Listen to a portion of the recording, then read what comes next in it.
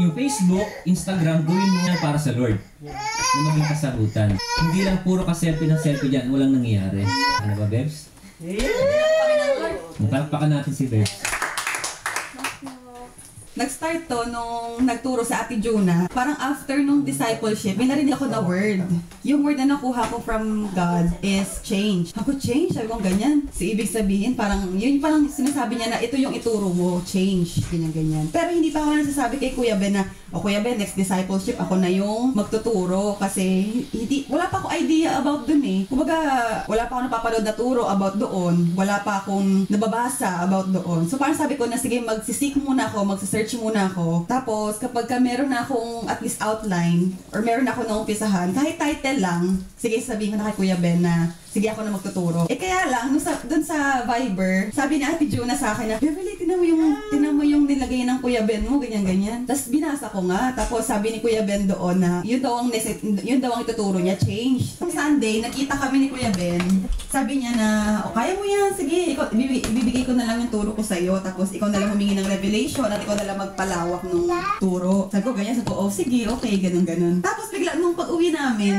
nakita ko bigla, may schedule na pala ng discipleship. Thursday na aga. Yes. Sunday yun, so 4 days na lang. Work pa ako.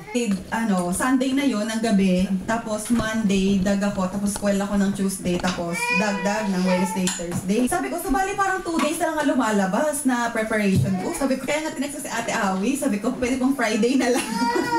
Kasi talagang wala pa. In blanco pa talaga wala pa ako lahat. PowerPoint, wala. So yun, tapos, praise God, tinulungan ako ni Kuya Ben. And Monday pa lang, tapos na lahat. Tapos na yung PowerPoint, tapos nung Tuesday, yan na, yung turo, ganun. Galing ng Lord, ang galing ng Holy Spirit. Kaya, remind ako ng Lord, hindi mo na kailangan ng mahabang preparation kasi sa Bible school pa lang, na-prepare na kita. So yun, kaya ang galing lang, yung trust ng Lord nandoon, na kaya mo yan. 2 days, wala, maning-mani sa'yo yan. Kaya ayun, nabuo ang turo.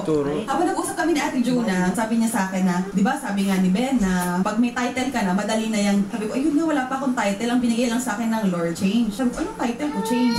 Tapos habang nag-uusap kami, nagkukwento siya, biglang may pumasok sa akin na ang title mo is ito, Revolution of Change. Lahat ng gawin natin sa pangalan ng Lord. Kaya, Kingdom Revolution of Change. So, sabi ko, bakit revolution? Kasi, alam naman natin lahat ng meaning ng change, di ba? Bakit revolution? Hindi ko lang na revolution, yung mga KKK, di ba? Yung mga, yung kataas-taas na mga gano'n. Kasi mga gera, ganyan, di ba? Revolution, gano'n. Andres Bonifacio, ganyan. Sabi ko, bakit revolution of change? Hinanap ko yung meaning ng revolution sa Google. At ang nakita ko na meaning ng revolution is to turn around. Ibig sabihin, change na 360 degrees. Kaya revolution of change. Na hindi lang siya change na parang konti lang. Kailangan, as in, pag nag-change ka, 360 degrees talaga. Hindi pwedeng 90, hindi pwedeng 180, kundi 360 degrees ang gusto ng Lord na change natin. So, start na po tayo. Start tayo sa meaning ng change. Pwede po ba akong mag-asa inyo?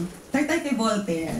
O para sa'yo, anong meaning ng change? Bago, for example, kung may ginagawa ka dati, sa tingin mo hindi maganda, i-change mo to a new one na maganda, to something positive.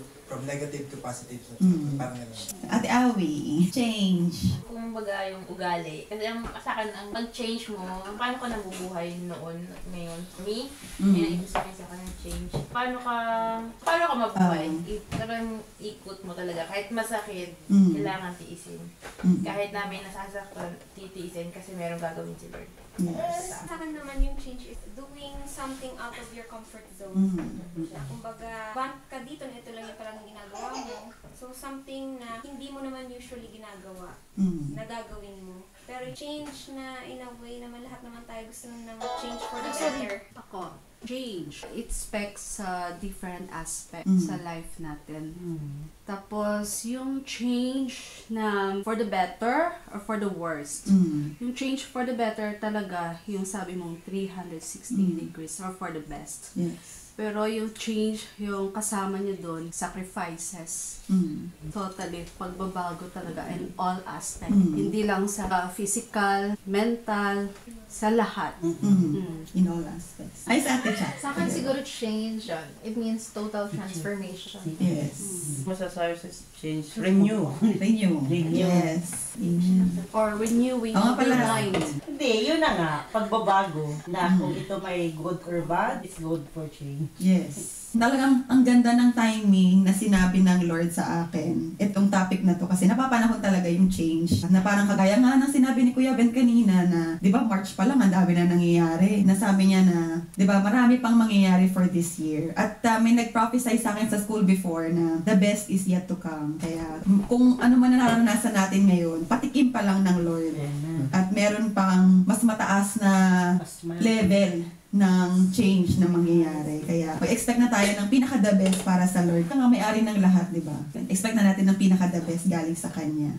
Nakita ako ng 3 na definition niya. Number 1, an act or process through which something becomes different. So, i-elaborate na natin yan sa mga next na slides. Pangalawang meaning, to become different. At pangatlo, to make someone or something different. So, mag-focus muna tayo sa 1. An act or process through which something becomes different. A time for everything, and a season for every activity under the heavens. A time to be born, and a time to die. A time to plant, and a time to uproot. A time to kill, and a time to heal. A time to tear down, and a time to build. A time to weep, and a time to laugh. A time to mourn, and a time to dance. A time to scatter stones, and a time to gather them. A time to embrace, and a time to refrain from embracing. A time to search, and a time to give up. A time to keep, and a time to throw away. A time to tear, and a time to mend. A time to be silent, and a time to speak. A time to love, and a time to hate. A time for war, and a time for peace. So, talagang, alam mo yun, na napakaganda ng Bible verse na ito. Kasi sabi ko, Lord, paano ko i-explain itong Bible verse na to? Sabi ko, ano yun, himay-himayin ko bawat isa, ganyan. Tapos, ang galing ng revelation ng Lord, na ang time and change ay walang pinagkaiba. Ano ang common between time and change? Diba? Ang time at ang change are the only constant thing in this world.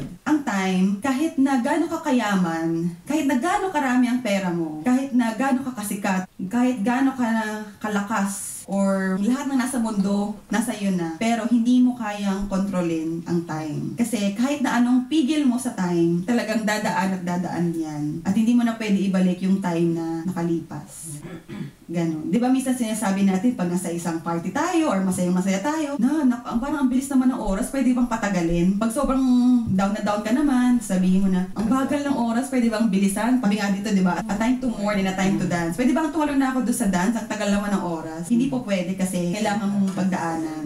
You cannot control time. You can make the most out of dun sa time na binigay sa iyo ng Lord. Di ba nga, meron sa Bible na merong tao na humingi ng extension sa Lord. Pero ano nangyari? Napasama pa lalo. Kaya hindi tayo pwede humingi ng extension sa Lord. Na kung ano yung binigay sa iyo na time, yan na yun. Parang you can waste it or you can make the most out of it. Yun, walang extension. Nabasa sa Facebook before na sabi doon, you have the same amount of time like Beyonce. Di ba? Kung si Beyonce, ang dami niya nagagawa within 24 hours. Bakit tayo parang minsan sabihin natin kulang yung 24 hours sa atin, di ba? It's all about how you manage your own time and how you're going to be productive within the time na binigay sa'yo ng Lord. Kaya yun. Pero ang maganda naman sa time na it's not forever.